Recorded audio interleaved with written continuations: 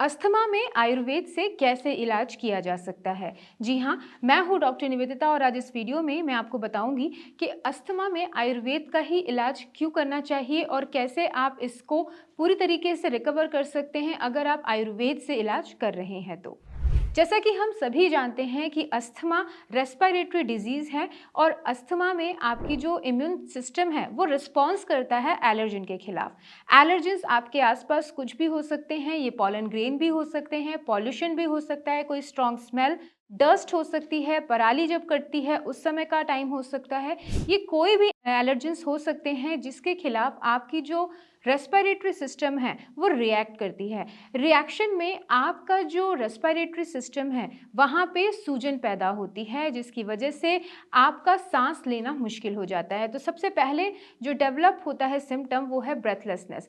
उसी के साथ साथ आपको कफिंग भी होती है, खांसी आती है, खांसी के साथ साथ कई बार बलगम निकलता है और उस बलगम को निकालने की वजह से खांसी और भी ज़्यादा आ सकती है। ये एक रिकरेंट प्रोसीजर बन जाता है। उसी के साथ साथ आपको नॉर्मल गतिविधियां करने में काफ़ी ज़्यादा प्रॉब्लम का सामना करना पड़ सकता है। आपको लेटने में स्पेशली परेशानी ज़्यादा हो जाती है, आपको स्लीपलेसनेस की प्रॉब्लम हो सकती है, अपने डेली रूटीन के काम करने में प्रॉब्लम आ सकती है।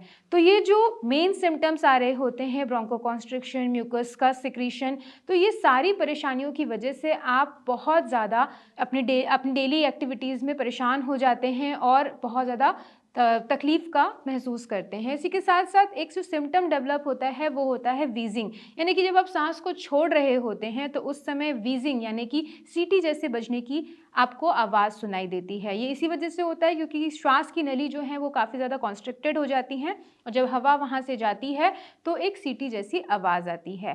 ये सारी परेशानियों में अगर हम देखें तो 3 चीज़ें मेनली हो रही होती हैं। मेन जो हम देखें इसमें आपका ब्रोंकोकॉन्स्ट्रिक्शन यानी कि श्वास नलियाँ पतली हो रही होती हैं, बलगम पैदा हो रहा होता है और उसी के साथ-साथ आपकी इम्यूनिटी काम प्रॉपर्ली नहीं कर रही है, इसकी वजह से आपको ये परेशानियाँ आ रही होती हैं। जभी भी हम बात करते हैं एलोपैथी की या किसी और पैथी की तो वहाँ पे आपके रूट कॉज़ पे काम नहीं हो रहा होता है। वहाँ पे आपको जो भी प्रॉब्लम आ रही होती है उन सिम्पटम्स को देख के, उन सिम्पटम्स के अकॉर्डिंगली आपको मेडिसिन दे दी जाती है। तो जब हम आयुर्वेद की बात करते हैं तो आयुर्वेद में हमेशा जड़ से इलाज किया जाता है। तो जभी भी हमारे पास पेशेंट आते हैं तो भी हम उनकी कंप्लीट हिस्ट्री लेते हैं, ये जानने की कोशिश करते हैं कि आखिर कॉज़ क्या है, क्या परेशानी है जिसकी वजह से ये सिम्पटम्स डेवलप हो रहे हैं या आप किस चीज़ से एलर्जिक हैं, और ये सारी डिटेल्स जानने के बाद हम मेडिसिन्स देते हैं। तो इसी वजह से आयुर्वेद में जब हम कॉज़ पे काम करते हैं तो आपको बहुत अच्छा रिज़ल्ट मिलता है, बहुत जल्दी रिज़ल्ट मिलता है और बहुत लंबे टाइम तक रिज़ल्ट मिलता है। इससे भी इम्पॉर्टेंट ये हो जाता है कि आपको अपने लंग्स को रिजुविनेट करने की ज़रूरत होती है, बॉडी को डिटॉक्स करने की ज़रूरत होती है और उसी के साथ-साथ इम्यूनिटी को मॉड्यूलेट करने की ज़रूरत होती है। यहाँ पे हमारे पास कई सारे ऐसे हर्ब्स हैं जो आपके ब्रोंकोकॉन्स्ट्रिक्शन को ठीक करते हैं, इम्यूनिटी को बिल्ड करते हैं, उसी के साथ-साथ आपकी जो ब्रोंकोकॉन्स्ट्रिक्शन हो रहा होता है उसे ठीक करते हुए आपकी रिजुविनेशन का काम करते हैं, टॉक्सिन्स को रिमूव करने का काम करते हैं।